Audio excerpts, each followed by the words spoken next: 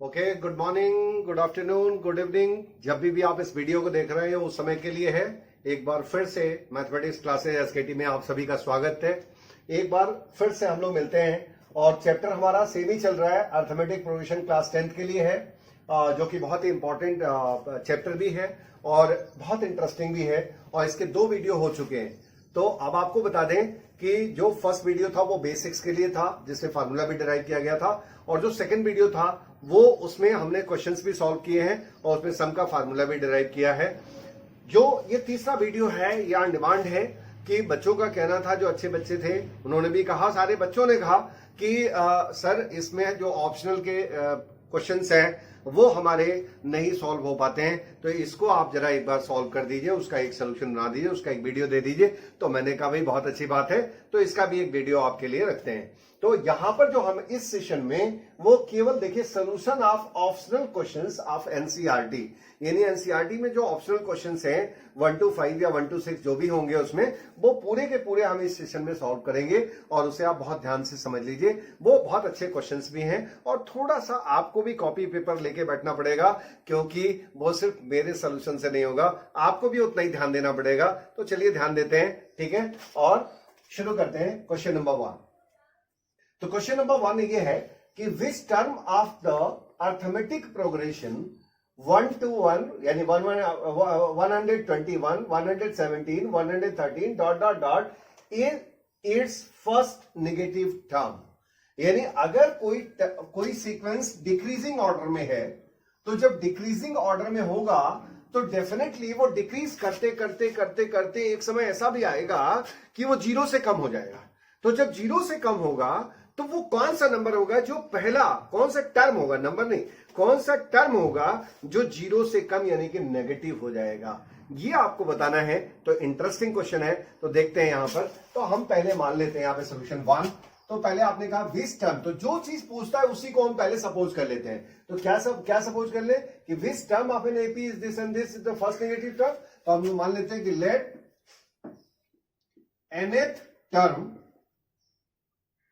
nth term of the given AP is first negative term, ठीक है, यानी this imply that Tn is less than 0, यानी जो term आपने माना है वो 0 से कम हो गया, और अगर वो 0 से कम हुआ तो वही हमें फाइंड करना है कि वो कौन सा टर्म होगा। तो अब हमें यहां पर इस सीक्वेंस में पहले एक बात कर ली जाए कि देयरफॉर, पहले ये तो हम यूज ही करेंगे इक्वेशन को, यहां पर पहले लिख लेते हैं the given sequence is 121, 117, 113 dot dot dot and so on. तो यहां पे जो फर्स्ट टर्म है वो आपका है 121। जो कॉमन डिफरेंस है वो आप जब T2 में से T1 को घटाओगे तो क्या बच जाएगा, -4। 113 में से 107 -4। और यहां पे नंबर ऑफ टर्म्स तो हमको पता नहीं है, वो तो हमें n तो फाइंड ही करना है, ठीक है। यहां पर n की वैल्यू जो है वो क्या करनी है, फाइंड करनी है, तो ये हमें निकालना ही है। तो अब यहां पर therefore Tn is less than negative. This implies that A plus n minus 1 into D is less than 0. This implies that यहां पर A की जगह हम क्या रख लेंगे, 121 प्लस n हमें निकालना है, और D की जो वैल्यू हो जाएगी वो -4 हो जाएगी, लेस देन 0। इसे सॉल्व कर लेते हैं। 121 और -4 का करें तो -4n और +4 लेस देन 0। तो यहां पर इसको ऐड कर लिए तो 125 और लेस देन, यहां पर इस 4n को हम ट्रांसफर कर दे रहे हैं तो हो जाएगा +4n। This imply that 4n is greater then 125, और यहां से अगर n की वैल्यू निकालें तो 125 बाई 4, और यहां से जब आप इसे डिवाइड करोगे तो 4 3 दिस 1 होल 1/4। तो यहां पर आपकी जो वैल्यू आ गई है वो n कह रहा है, जो n है, अब यहां लिखते हैं therefore n is greater than 31 whole 1/4। आप एक बात बताओ, n की वैल्यू यानी कि जो टर्म होता है, टर्म कोई भी होगा तो आधा नहीं होगा। जैसे ये फर्स्ट टर्म है, ये सेकंड टर्म है, ये थर्ड टर्म है, तो क्या ऐसा लगता है क्या कि आप इसमें मैं आपसे बोलूं कि 1.5 टर्म कौन सा होगा, या इसका जो है वो 3/2 टर्म कौन सा होगा, तो वो गलत हो जाएगा, वो होता नहीं है। तो जो भी चीज होती है वो कंप्लीट होती है, टर्म हमेशा कंप्लीट होता है। तो यहां पे 31 तो कंप्लीट हो चुका है, लेकिन यहां पर थोड़ा सा उससे आगे बढ़ गया है और आ गया 31 होल 1/4, यानी टर्म के केस में यानी n की वैल्यू इससे ज्यादा होनी चाहिए। तो योर आंसर विल बी, तो finally n is equal to 32, यानी कि आपका जो आंसर हो जाएगा वो 32 term will be the first negative. So आपका आंसर क्या हो जाएगा, देयरफॉर 32 या second term will be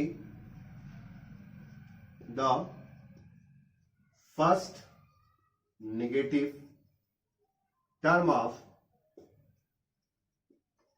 given sequence ना, गिवन सीक्वेंस।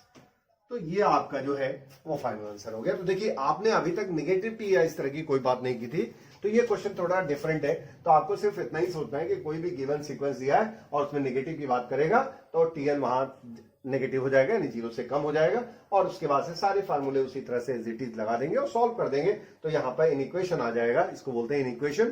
तो इनइक्वेशन के थ्रू आपने देख लिया कि 31 होल 1/4 आ रहा है, तो that will be the your answer will be the 31 से ज्यादा हो गया तो 31 के बाद जो टर्म आएगा वो 32 ही आएगा, इसलिए आपका जो 32 टर्म होगा वो फर्स्ट नेगेटिव टर्म होगा आपका गिवन सीक्वेंस। ठीक है, तो ये हो गया आपका जो है वो फर्स्ट, आप इसका स्क्रीनशॉट ले सकते हैं। और हम आते हैं कम टू द सेकंड। तो यहां पर आप सेकंड के लिए आ जाइए।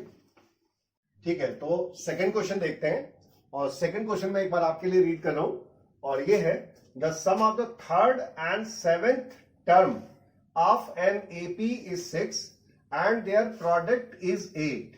Find the sum of the first 16 terms of AP. यानी कि हमको यहाँ पे थर्ड टर्म और सेवेंथ टर्म का जो सम है वो दिया हुआ है 6 और उनका जो प्रोडक्ट दिया हुआ है वो दिया है 8। तो इसमें हमको मानना पड़ेगा, तो इसका सोल्यूशन देखते हैं यहाँ पर। तो सोल्यूशन नंबर 2, और यहाँ पर आते हैं तो हम लोग पहले मान लेते हैं कि late A and D be the first term and common difference of AP respectively। ठीक है, अब अकॉर्डिंग टू क्वेश्चन दो बातें कही गई। पहला कि the sum of third and seven term, तो T3 और plus T7 is equal to 6। ठीक है, और दूसरा क्या कहा गया वो भी लिख लेते हैं। तो T3 into T7 is equal to 8। आपको दो बातें बताई गई अकॉर्डिंग टू क्वेश्चन कि इन दोनों का जो सम है वो 6 है और इन दोनों का जो प्रोडक्ट है वो 8 है। यहां तक आप समझ गए। अब इनमें इनकी वैल्यू रख देते हैं, यानी कि जो इसका फार्मूला है फार्मूले में पुट करें तो हो जाएगा A प्लस, इसको क्या ले सकते हैं 2D, 3 - 1 2D, और इसको लिख सकते हैं A plus 6D is equal to 6। और यहां पर हम इसे सॉल्व कर लेते हैं, तो twice A plus 8D is equal to 6। This imply that A plus 4D is equal to 3, और यहां से A की वैल्यू अगर निकाल लें तो 3 - 4D। ऐसा हम क्यों कर रहे हैं, क्योंकि हम इसका यूज करने वाले हैं, तो यहां पर हमने A की वैल्यू भी निकाली है। इक्वेशन तो ये बन गया है, लेकिन हमने यहां से A की वैल्यू यूज करनी पड़ेगी, तो हमने निकाल लिया। अब सेकंड कंडीशन क्या थी कि आल्सो T3 और into T7 is equal to 8। अब यहां इसमें भी वही वैल्यू रख देते हैं, तो A प्लस 2D और A plus 6D is equal to 8। यहां पर A की वैल्यू हम रिवर्स यहां से इक्वेशन नंबर 1 से हम पुट कर देते हैं लेकर के, तो ये हो जाएगा 3 - 4D प्लस 2D, और यहां जाएगा A प्लस 6D, या A की वैल्यू हमें रखनी है, तो 3 - 4D प्लस 6D ये हो जाएगा 8। यहां से भी सॉल्व कर लेते हैं, तो ये आ जाएगा 3 - 2D और 3 plus 2d is equal to 8। बहुत आराम से आप इसे सॉल्व कर सकते हैं अब। और देखते हैं यहां पर फिर वही एक फार्मूला मुझे समझ आ रहा है और आप इसको जानते हुए होंगे कि a माइनस बी और a प्लस बी क्या होता है, वो होता है स्क्वायर डिफरेंस का फॉर्म। मैं यहां लिख देता हूं a minus B a plus B comes out to be a square minus B square. तो same we will use here, ये a हो गया ये b हो गया, तो आप आराम से यूज कर सकते हैं। दैट इज 3 स्क्वायर और माइनस 2d का whole square is equal to 8। यहां से आ जाएगा 9 minus 4d square is equal to 8। तो 4d square is equal to 9 minus 8 कर लीजिए is equal to 1। So this imply that d square is equal to 1 by 4। This imply that d is equal to plus minus 1 by 2। तो d की value यहां पर plus minus 1 by 2 आ चुकी है। अब हम इसको यहां पे देखते हैं। यहां पर फ्रॉम 1 आप देखें तो फ्रॉम 1, तो जब फ्रॉम 1 में जाएंगे तो यहां क्या आ जाएगा कि a is equal to 3 minus 4d। अब यहां when d is equal to, अब d की दो वैल्यू आई तो हमें दोनों ही वैल्यू पुट करनी पड़ेगी बारी बारी से। तो if d is equal to 1 by 2 then a is equal to 3 minus 4 into 1 by 2, that is 3 minus 2 is equal to 1. And if d is equal to minus 1 by 2, so यहां से आ जाएगा a is equal to 3 minus 4 into minus 1 by 2। तो यहां आ जाएगा 3 और ये 2 time cut जाएगा और प्लस हो जाएगा तो प्लस 2 is equal to 5। तो आपके पास यहां पर अगर a की वैल्यू 1 है तो उस समय d हाफ होगा और a की वैल्यू अगर 5 है तो उस समय d माइनस हाफ होगा। तो इसमें देखिए दो आंसर्स आ रहे हैं, तो आपको इसको बहुत ध्यान रखना होगा। अब यहां पे कह रहा है कि find the sum of the first 16 terms of an AP. और मैंने आपको क्या बताया था कि अगर आपके पास a निकल आया और आपका d निकल आया, मतलब फर्स्ट टर्म आपके पास है और कॉमन डिफरेंस है, तो आप एपी में कुछ भी निकाल सकते हो, कोई प्रॉब्लम आपको नहीं होगी। तो यहां पर हम लोग के पास दोनों चीजें आ चुकी है, तो फिर हम लोग जो निकालने के लिए बोल रहा है वो भी हम निकाल सकते हैं। तो चलिए निकालते हैं यहां पर। तो ये हो जाएगा find the sum of the first 16 terms of an AP. So therefore if पहले करके अलग अलग निकालेंगे। If a is equal to 1 then d is equal to and d is equal to 1 by 2। तो उस समय सम हम निकालते हैं। तो sum of first 16 terms of AP क्या फार्मूला हो जाएगा, S16 is equal to 16 by 2। और फर्स्ट टर्म आपको एक बार फार्मूला लिख दे रहे, जैसे आप कई बार आप लिख चुके हो लेकिन मैं आपको हमेशा याद दिलाते रहूंगा। और जाएगा 2a plus n minus 1 into D. तो आप इसमें यूज कर लीजिए और ये आपका आ जाएगा 16 बाई 2 और ट्वाइस a का मतलब 1 और प्लस 16 माइनस 1 यानी कि 15 और d की वैल्यू है 1 बाई 2। इसको सॉल्व कर लीजिए, क्या आ जाएगा 8 और यहां पर आ जाएगा 2 2 जा 4 और प्लस दिस 19 और बाई 2 यहां पर आ जाएगा। और इसे आप कर लीजिए 4, 2 से कट जाएगा 4 टाइम और ये जाएगा 4 इंटू 19 हो जाएगा 76। S16 ये आ गया एक वैल्यू, ठीक है। अब यहां पे जो कंडीशन है मेन, देखो ये आपको ध्यान रखना है। और ये यहां पर आ जाएगा जो आपने ये कंडीशन अप्लाइड की है, यहाँ पे दो आंसर आने वाले हैं, ठीक है। तो ये पहला हो गया कि if a is equal to 1 and d is equal to 1 by 2। अब यहां पर क्या आ जाएगा, दूसरा वाला हम ले लेंगे, वो भी देखते हैं। तो यहां पर क्या आ जाएगा कि if a is equal to 5 and d is equal to minus 1 by 2। तो सारी चीजें वैसे रखेंगे। तो S16 जब आप निकालो, कैमरा रोल ऑन कर दीजिएगा नीचे, तो ये आ जाएगा S16 और यहां पर आ जाएगा 16 बाई 2 और twice into 5 plus 15 into minus 1 by 2। अभी सॉल्व कर लेते हैं। तो हो जाएगा 8, यहां हो जाएगा 10 और यहां आ जाएगा माइनस, इसको अगर आप कर दें तो आपका आ जाएगा 7.5 यानी जाएगा 8 और यहां आ जाएगा 2.5 और आप अच्छी तरह इसको जब करेंगे तो कितना हो जाएगा 20। तो यहां पर S16 की जो वैल्यू आई वो कितनी आ गई 20। तो आपके पास दो आंसर्स आ गए, एक आंसर आया 76 और एक आंसर आ गया आपका 20। तो मुझे लगता है कि ये बात आप समझ गए होंगे। और आप एक बार इसका स्क्रीनशॉट ले लीजिए और स्क्रीनशॉट लेकर के आप इसको, ठीक है बच्चों। तो ये हमारा है तीसरा क्वेश्चन, ठीक है। तीसरा क्वेश्चन मैं रीड करता हूं कि a ladder has rungs 25 centimetre apart, the rungs decreases uniformly in the length from 45 centimetre at the bottom to 25 centimetre at the top, यानी कि नीचे ज्यादा लंबा है, ऊपर कम होता जा रहा है।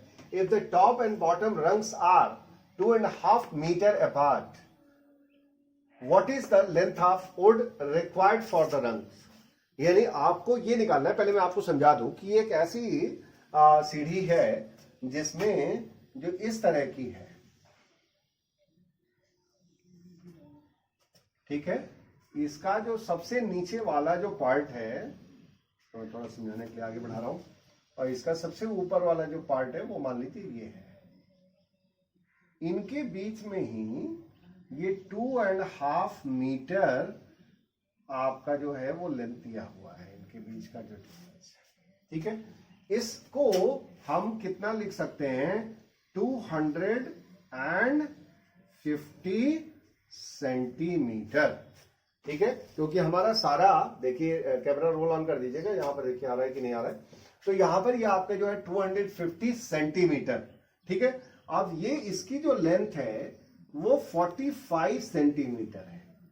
तो ध्यान से समझ लीजिए, बहुत बढ़िया क्वेश्चन है ये। सिमिलरली ऐसे ही और भी रंग्स लगे हुए हैं यहां पर, ठीक है ना।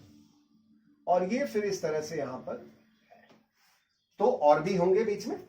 तो आप ये सोचिए 45 का है और ये 25 का है, ये सेंटीमीटर है, 25 सेंटीमीटर। तो सबसे बड़ा वाला जो सबसे नीचे लगा हुआ है वो आपका आ रहा है 45 सेंटीमीटर, और सबसे टॉप पर जो है 25 सेंटीमीटर, आपने पढ़ लिया इसको। और हर एक के बीच में भी जो डिफरेंस आ रहा है वो यहां मैं बता दूं, वो आपका 25 का है, ठीक है। ये आपका जो है वो 25 का है। अब वो क्यों दिया है, इसका यूज तो क्या होगा आप खुद सोचो।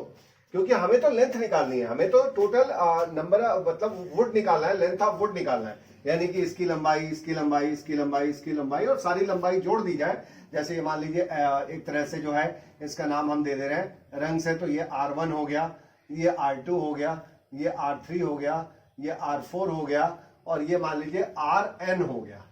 अब सभी को जब हम ऐड करेंगे तो वो हमें निकालना है, यानी R1 plus R2 plus R3 plus dot dot dot Rn निकालना है। क्वेश्चन तो समझ में आ गया आपको।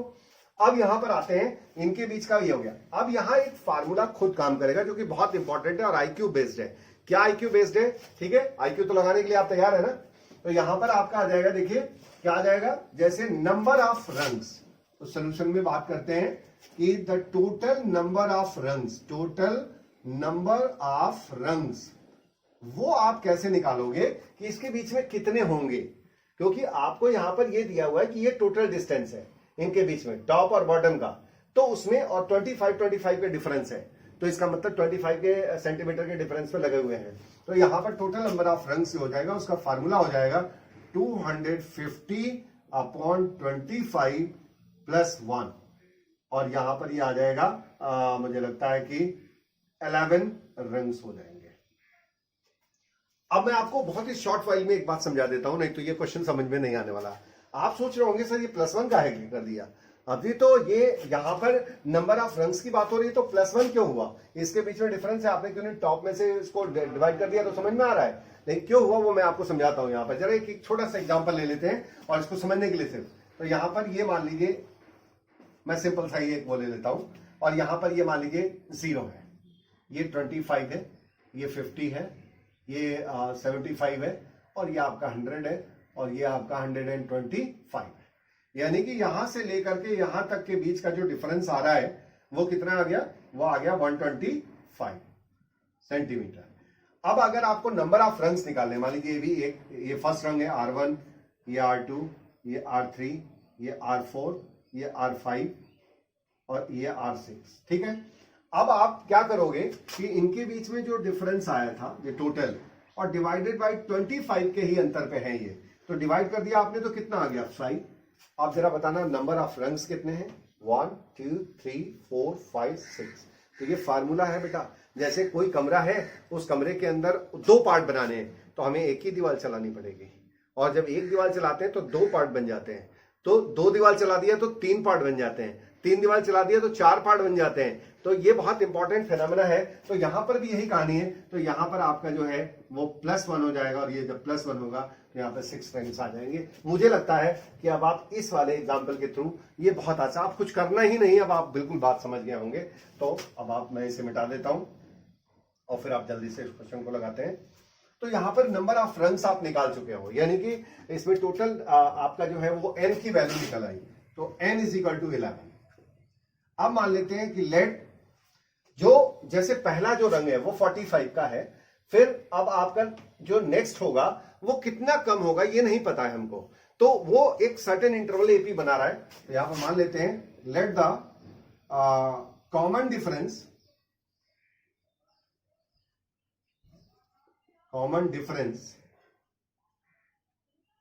ऑफ 2 consecutive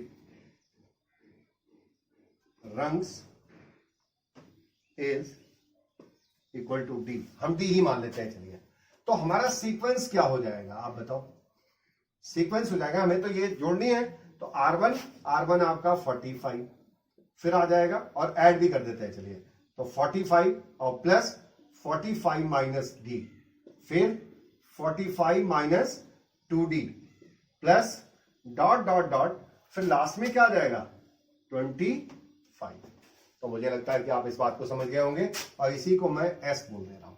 यही चीज क्या है, S है, क्योंकि हमें ऐड करना है उन सभी की लंबाई को। तो यहां पर आप टोटल नंबर कितने हो गए हैं 11, वो आप पहले ही निकाल चुके हो। तो आपका जो है जो फार्मूला होगा वो Sn = n/2। और यहां पर देखो फर्स्ट टर्म और लास्ट टर्म भी पता है हमको। जैसे इसी क्वेश्चन को बहुत लंबे तरीके से भी लोग करते हैं, लेकिन मैं कितना शॉर्ट तरीके से आपको बता रहा हूं कि यहां पर इसी को आप first term plus last term, क्योंकि अब आपको फर्स्ट टर्म भी पता है, लास्ट टर्म भी पता है, और नंबर ऑफ टर्म्स भी पता है। तो नंबर ऑफ टर्म्स आपके हो गए 11।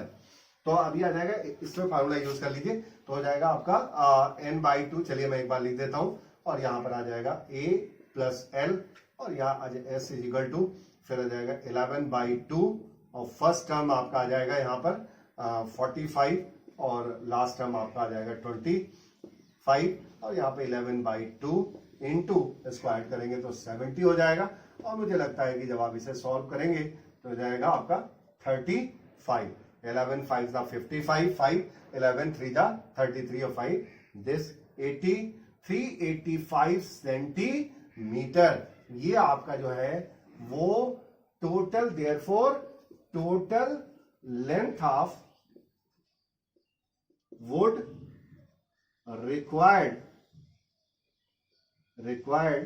is equal to 385 centimetre. तो ये आपका फाइनल आंसर हो जाएगा यहां पर, और आप इसे मुझे लगता है कि पूरी तरह से अब आप समझ गए होंगे। और ये क्वेश्चंस बहुत ही एक्स्ट्रा ऑर्डिनरी क्वेश्चंस हैं, तो इसलिए इनको आप बार बार वीडियोस को देखेंगे तो आपको बहुत अच्छे, और मैंने बहुत अच्छी तरह से एक्सप्लेन भी करने की कोशिश की है, तो मुझे लगता है कि आपको बिल्कुल समझ में आ गया होगा। नेक्स्ट क्वेश्चन हम देखते हैं यहां पर। तो ये रहा आपका चौथा क्वेश्चन, जो कि आपके इस ऑप्शनल एक्सरसाइज का सेकेंड लास्ट क्वेश्चन होगा, और जिसको मैं रीड करता हूं यहां पर, और आप धीरे धीरे समाप्ति की तरफ बढ़ रहे हैं। तो मैं यहां रीड करता हूं, उसको ध्यान से देखिए। The houses of a row are numbered consecutively from 1 to 49. Show that there is a value of x such that the number of this and houses preceding this and such, and find the value of x. समझ में आ गया? मुझे लगता है कि समझ में आ गया। नहीं आया, अंग्रेजी है ना, थोड़ी सी प्रॉब्लम करती है कभी कभी इंग्लिश, और मैथमेटिक्स की इंग्लिश तो खैर सुभान अल्लाह है, वो तो आप जैसे बोल दो उसी की अपनी मैथमेटिक्स निकल आती है। तो ध्यान देना यहाँ पर, और इंग्लिश को हिंदी में समझते हैं खूब बढ़िया से, ताकि और जब आप किसी भी मैथ्स के क्वेश्चन को जब आप हिंदी में या कैसे भी आप अपनी जो भी आपकी लैंग्वेज है जिसमें आप समझ जाते हो, आप मैथ्स लगा लेते हो।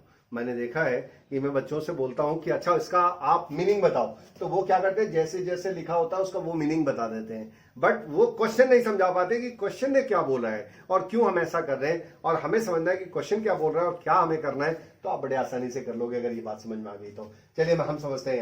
यहाँ पर कह रहा है कि आपको कुछ हाउस बने हुए हैं जिनके नंबर दिए हुए हैं 1 से लेकर के 49 तक, यानी कि 1 to 49। ठीक है, तो हम पहले यहाँ पे नंबर्स लिख देते हैं आपके समझाने के लिए। तो यहाँ पर आपका आ जाएगा सोल्यूशन नंबर दिस, और यहाँ पर मान लीजिए 1 हो गया, 2 हो गया, 3 हो गया, 4 हो गया एंड सो ऑन। और ऐसे करते हुए आप चाहें तो इसमें बीच में कहीं x -1 हो गया, फिर यहाँ पर x हो गया, और फिर से x +1 हो गया, और डॉट डॉट डॉट, और लास्टली ये 49 हो गया। और सोचेंगे बीच में x क्यों आ गया, वो भी मैं बताता हूं आपको। तो यहां पर देखिए कह रहा है कि the houses of a row are numbered consecutively from 1 to 49, यानी 1 से लेके और 49 तक के घर के नंबर लगे हुए हैं। फिर आपसे बोल रहा है so that there is a value of x, there is a value of x such that sum of the numbers of the houses preceding the house numbered x, यानी कि जो नंबर x लगा है उसके ठीक पहले का जो हाउस है उनका जो सम है, कह रहा है is equal to the number of the houses following it, और number of the houses following it उसके बाद वाले जो नंबर्स हैं उनके सम के बराबर है। तो फाइंड करना है आपको कि द वैल्यू ऑफ x, यानी वो x कौन सी वैल्यू होगी जिसके ठीक पहले वाली वैल्यू उसको सम किया जाए और उसके बाद के सम किया जाए तो वो दोनों क्या हो जाए, वहां पर सेम आ जाए, यानी कि हमें यही बात आपको समझनी है। तो देखा जाए यहां पर कि x, तो यहां पर हमें x को कहीं ना कहीं सपोज करना पड़ेगा, और हमारा इस केस में जो है वो x हो जाएगा कि suppose x denotes the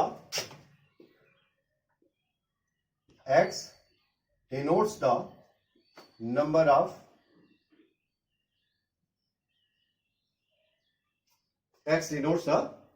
of any house, number of any house पे डाल सकते हैं, हाउस एनी हाउस डाल दोगे तो ज्यादा अच्छा रहेगा, मतलब कोई बीच में होगा जिसका नंबर जो है वो आ रहा है x। तो आपने मान लिया कि let x denotes the number of any house. अब आप सोचो कि अकॉर्डिंग टू क्वेश्चन कह क्या रहा है, तो अकॉर्डिंग टू क्वेश्चन इतना ही अगर आपको समझ में आ जाता है तो इस क्वेश्चन में ज्यादा दिक्कत नहीं होगी, बाकी तो मैंने आपको लिख दिया है यहाँ पर। तो अगर आप चाहें तो यहाँ पर एज ए सम भी आप रख सकते हो, और यहाँ पर चलिए मैं रख देता हूं यहाँ पर। तो अकॉर्डिंग टू क्वेश्चन पहले लिख लेते हैं कि क्या है। तो यहाँ पर आपका कह रहा है कि x -1, यानी देखो उस नंबर से ठीक पहले वाले का जो सम होगा, ठीक है, उस नंबर से पहले वाला, देखिए साफ साफ लिखा है such that the sum of the numbers of the houses preceding माने पहले वाला, तो preceding the house numbered x, जो x जिस हाउस पे नंबर x पड़ा हुआ है उसके पहले वाले का जो सम है वो क्या कह रहा है, is equal to the sum of the numbers of the houses following it, और जो नंबर उसके बाद फॉलोइंग हो रहे हैं उसके है। तो हम कुल मिला के, तो अगर हम ऐड कर दें तो कुल मिला के जो हमारे नंबर ऑफ हाउसेज है वो कितने हैं, 49, और उसमें से हम अगर सब्ट्रैक्ट कर देते हैं किसको, x को, यानी यहां तक, तो बड़े आराम से हमारा ये सम फाइंड हो जाएगा। तो ये आपका जो है वो वैल्यू आ चुका है। अब आपको कुछ भी नहीं करना है, सिर्फ और सिर्फ इसको यूज कर देना है। तो हमारा जो इक्वेशन होगा, मैं यहां समझाने के लिए एक बार लिख दे रहा हूं कि जो आपका s होगा जैसे, तो ये जाएगा 1 + 2 + 3 + dot dot dot plus x -1 plus x + 1 और plus dot dot dot plus 49। तो ये आपका जो है वो पूरा जो सीक्वेंस है नंबर्स का, हाउसेज नंबर्स का, वो आपका ये आ गया। अब यहां पे सारी चीजें आपको क्लियर है कि a की वैल्यू कितनी है, 1 है, और लास्ट वैल्यू, अगर अब last value according to this चलेगा तो आपको कोई प्रॉब्लम नहीं है, यहां डायरेक्ट हम लोग पुट करेंगे वैल्यूज को, क्योंकि बहुत सारे बुक्स में या ऐसे आप सोल्यूशन, तो आजकल तो क्या है कि नेट अवेलेबल है। आजकल हमें आप नहीं देखना चाहते, आपको लगता है कि हम डायरेक्टली कहीं पे निकाल ले सोल्यूशन और कर ले, क्या जरूरत है इतना टाइम देने की, बट हम इतना टाइम क्यों दे रहे हैं, इसलिए ये बात समझानी है, किताबें बोलती नहीं है, तो इसलिए इनको यहां पर जब आप समझ जाओगे वो यहां फिट हो जाएगा। और किताबों को आप कितना भी पढ़ोगे, आप एक तरह से वो रटने वाला आप केवल बात सोच सकते हो। तो ये चीज आपको ध्यान देना है, इसीलिए इस पे इतना प्रयास किया जा रहा है कि आपको अच्छी तरह समझ में आए। तो यहां पे x -1, यानी कि जब भी हम लेंगे फर्स्ट ही लेंगे, तो फर्स्ट लेंगे तो यहां पर आपका जो है वो x -1/2, आपको फार्मूला अच्छी तरह याद है, फिर मैं एक बार लिख देता हूं n/2 और first term plus last term. तो ये आपको ध्यान देना है कि अगर x-1 तक जाना है आपको इस केस के लिए, तो फर्स्ट टर्म हो गया 1 और लास्ट टर्म हो गया ये, और टोटल नंबर ऑफ टर्म्स पे इतने ही हो गए। तो आपका जो है फर्स्ट टर्म यानी कि 1 और x-1 तक जाएंगे तो ये आपका आ जाएगा। अब यहां 49 के लिए निकालना है तो 49/2 और 49 तक जाना है तो फर्स्ट टर्म आपका हो गया 1 और लास्ट टर्म आपका हो गया 49। देखिए ये इक्वेशन आपका बनता चला जाएगा और इस तरह से आप इसमें बड़े आराम से करते चले जाएंगे। देखिए अदरवाइज आपका बहुत टफ हो जाएगा ये। अब यहां पर माइनस आपको क्या करना है, यहाँ पे sx, तो इसमें नंबर ऑफ टर्म्स हो गए x और x/2 और फर्स्ट टर्म आपका हो जाएगा 1 और लास्ट नंबर हो जाएगा x, यानी कि आपको यहां तक का फाइंड करना था। अब आप इसे कर दीजिए सॉल्व। तो देखिए 2 यहां भी है, 2 यहां भी है और 2 यहां भी है, तो आप इसे कैंसिल आउट कर सकते हैं। यहां पर 1 और 1 कैंसिल आउट हो जाएगा, यहां बच जाएगा x-1 into x is equal to, यहां पर आ जाएगा 49 और इंटू 50 और यहां पर आ जाएगा -x और 1 प्लस x। अब इसे सॉल्व कर लेते हैं, तो जाएगा x² -x और यहां पर आ जाएगा 2450, क्योंकि अगर 50 जा करते तो हम हो जाता 2500 और इसमें से एक कम है तो 2450 और -x मुझे लगता है कि अब आप -x और -x अगर दोनों तरफ सेम साइन होते हैं तो भी वो कट जाते हैं, तो यहां पर ये वैल्यू आ जाएगी और इस x² को ट्रांसफर कर लेते हैं तो यहां पर आ जाएगा 2x² इज इक्वल टू 2450 और यहां पर x² इज इक्वल टू हो जाएगा 1225। और मुझे लगता है कि आपको पता होगा ये किसका स्क्वायर है, तो यहां पर x इज इक्वल टू जब निकालेंगे ये 35 का स्क्वायर होता है, तो यहां पर आप चाहें तो आप इसकी वैल्यू रख सकते हैं और ये हो गया x इज इक्वल टू 35। तो x की वैल्यू कितनी आ गई 35।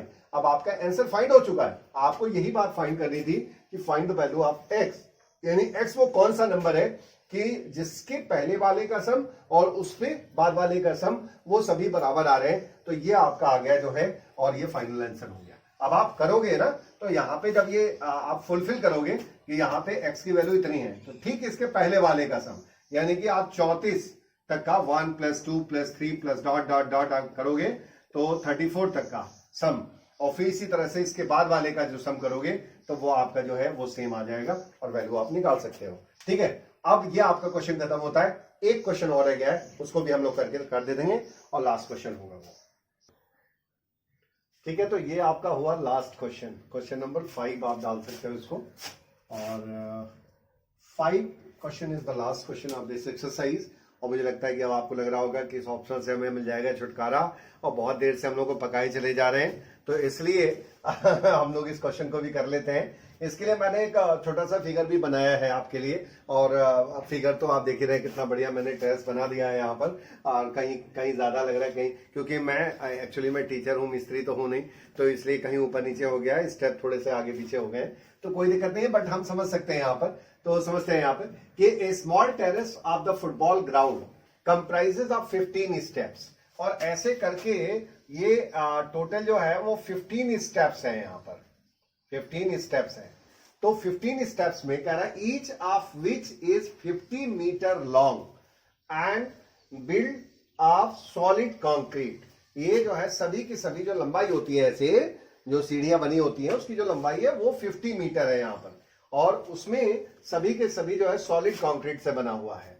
Each step has the rise of 1/4 metre and a tread कहते हैं जो उसकी चौड़ाई होती है, जिस पर हम फुट रखते हैं, अपना पैर रखते हैं उस सीढ़ी पे, तो वो होती है चौड़ाई, उसको बोलते हैं ट्रेड। तो जो ट्रेड है वो 1/2 मीटर का है। कैलकुलेट करना है कि the total volume of the concrete required to build the terrace.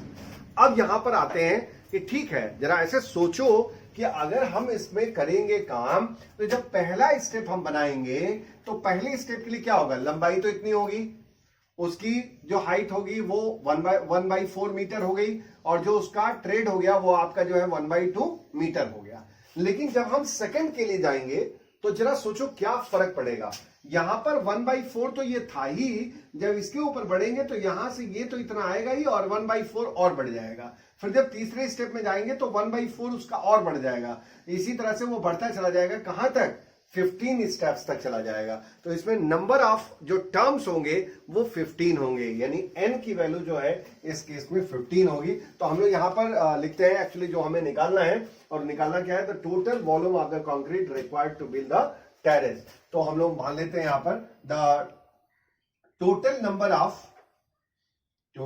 Number of steps is equal to 15, that is n is equal to 50। यहां पर जो n की वैल्यू आ रही है वो कितनी आ गई? 15 आ गई, ठीक है। और यहां पर अगर देखा जाए तो अब एक एक करके हम लोग निकाल लेते हैं यहां पर। तो इसमें वॉल्यूम निकालना है हमको, तो जो पूछ रहा है वही लिख रहा है। Therefore the volume of concrete required to build the first terrace। अब यहां पर जब फर्स्ट टेरेस के लिए हम लिखेंगे तो अब तो मुझे लगता है कि ये फिगर मुझे मिटा देना चाहिए, तो इसकी आवश्यकता नहीं है, तो आप पूरी तरह समझ गए होंगे अब। तो जब फर्स्ट टेरेस को हम चलिए एक बार लिख देते हैं, फिर बाद में हम सही कर लेंगे। तो यहां पर फर्स्ट टेरेस के लिए जब आप लिखेंगे तो इसमें क्या होगा? 1/4, ठीक है, इंटू 1/2 इंटू 50, ये आपका जाएगा। क्योंकि वॉल्यूम जब भी निकालते हैं तो लेंथ, ब्रेथ और हाइट आती है। तो यहां पर आपका जो है वो 50 मीटर लेंथ हो गया, और ये आपका जो ट्रेड हो गया, और ये उसकी हाइट हो गई। तो ये आपका जो है इतने और मीटर क्यूब, इतनी बात समझ में आ गई। Similarly also the volume of concrete required to build second step. अब सेकेंड स्टेप में जब जाओगे, ठीक है, फर्स्ट स्टेप भी लिख सकते हैं, फर्स्ट स्टेप ऑफ टेरेस। तो यहां पर क्या आ जाएगा? देखो, जो हाइट है वो डबल हो जाएगी, यानी कि एक हाइट तो पहला वाला बनाया, जब दूसरा बनाएंगे तो क्या आ जाएगा? 1/4 और बढ़ गया। तो हम इसे डबल कर दे रहे हैं, 2/4 और इंटू 1/2 और इंटू 50। यहां तक कोई डाउट नहीं? मुझे लगता है थोड़ा सा हम लोगों को काट के सही भी कर लेना चाहिए। तो मैं यहां पर इसे मिटाता हूं और फिर मैं आपको यहां पे करके दिखाता हूं। तो अब आपका केवल हाइट जो है वो बढ़ता चला जाएगा और डबल होता चला जाएगा। तो यहां पर आपका जो ये वैल्यू आ जाएगा वो कितना आ जाएगा? 2 से आप इसे कट कर दीजिए तो हो जाएगा 25, तो हो जाएगा 25/4 मीटर क्यूब। सिमिलरली जब इसको काटेंगे तो ये 2 से 2 कट जाएगा, तो जाएगा 50/4 मीटर क्यूब। और similarly the volume of concrete required to build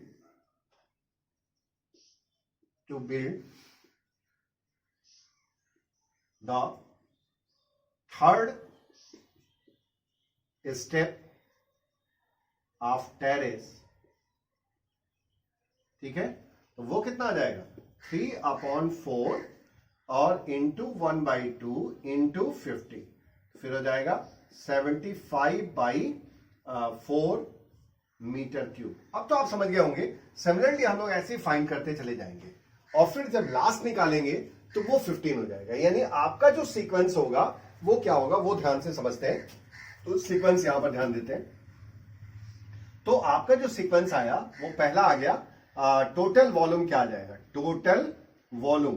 तो जो टोटल वॉल्यूम आप निकालोगे तो that will be the 25/4 plus 50/4 plus 75/4 plus dot dot dot up to, आप चाहो तो 15 का निकाल भी सकते हो। अगर आप चाहो तो 15 का निकाल सकते हो। लास्ट टर्म आपका जो है वो हो जाएगा, तो अप टू 15 टर्म भी कर सकते हैं, अप टू 15 टर्म्स।